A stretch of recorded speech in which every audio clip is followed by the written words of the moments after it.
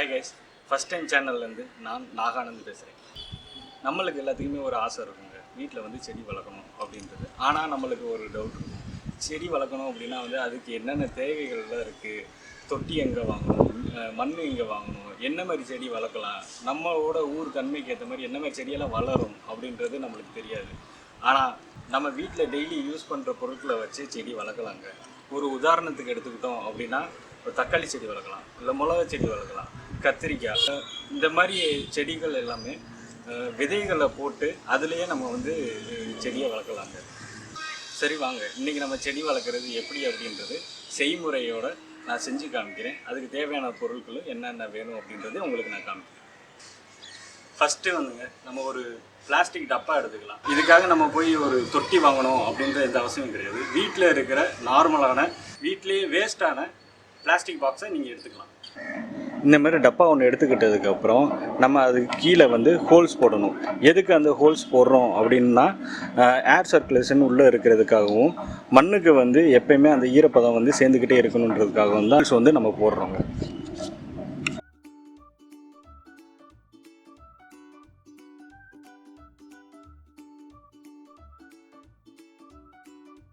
ரெண்டாவது விஷயங்க, மண் வந்து எங்கே கிடைக்கும் அப்படின்னா வந்து ஏரிக்கரை ஓரமாக இருக்கிற வரப்புலேயே வந்து உங்களுக்கு மண் வந்து கிடைக்கும். இல்லை உங்களுக்கு அங்கே போய் எடுக்கிறது கஷ்டமாக இருக்குது அப்படின்னா, ஊரில் இருக்க நர்சரினா செடி வளர்க்கக்கூடிய எல்லா கடைகள்லையுமே மண்ணும் வந்து வச்சுருக்காங்க. ஒரு மூட்டை வந்து 50 ரூபா மதிப்பு வந்து ஆகுதுங்க. மூணாவது மெயினான விஷயம், விதை என்ன மாதிரி விதை வந்து நீங்கள் போடணும் அப்படின்னு நினைக்கிறீங்கன்னா, தக்காளி விதை நீங்கள் போடலாம், இல்லை மிளகா விதை வந்து நீங்கள் போடலாம், இல்லை கத்திரிக்காய் வைக்கலாம். இது எல்லாமே நம்ம வீட்டிலேயே யூஸ் பண்ணக்கூடிய ஐட்டங்கள். அதுலேருந்து ஒரே ஒரு பழத்தை மட்டும் எடுத்து அதை மட்டும் யூஸ் பண்ணிக்கலாம்.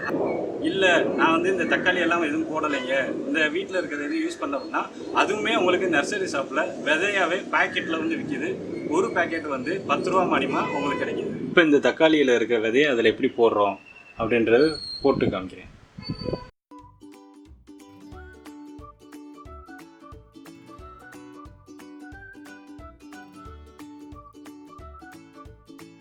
தக்காளியை இந்த மாதிரி நசுக்கி விடுங்க.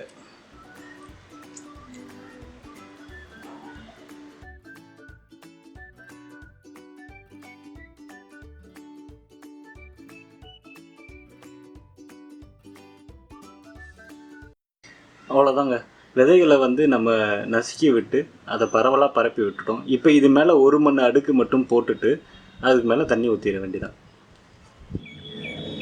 விதை போட்டதுக்கப்புறம் அது மேலே ஒரு அடுக்கு மண் போட்டாச்சு. 4வது விஷயங்க, தண்ணி. மண் போட்டதுக்கப்புறம் இதில் வந்து தண்ணி ஊற்றணும். ஸோ தண்ணி ஊற்றுறதுல ஒரே ஒரு ப்ராப்ளம் என்ன இருக்குன்னா, விதை வந்து கீழே இருக்கிற விதை வந்து மேலே வந்து மிதந்து வந்துடக்கூடாது. மேலே மிதந்து வந்துருச்சு அப்படின்னா அந்த செடி வந்து வளராதுங்க. ஸோ அதனால் நீங்கள் பெட்ரு தண்ணியை தொளிச்சு விட்டால் பெஸ்ட்டான ஐடியா.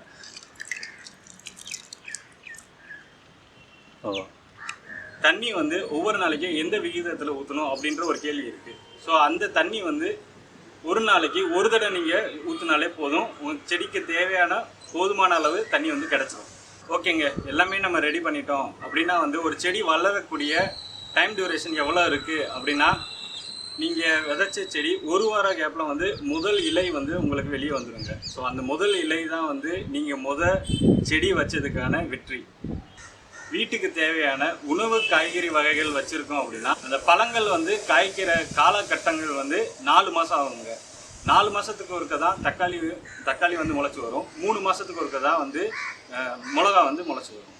இது வந்து விதைச்சு 1 வாரத்துக்கான வளர்ச்சி. இது வந்து விதைச்சு 1 மாதத்துக்கான வளர்ச்சி. இது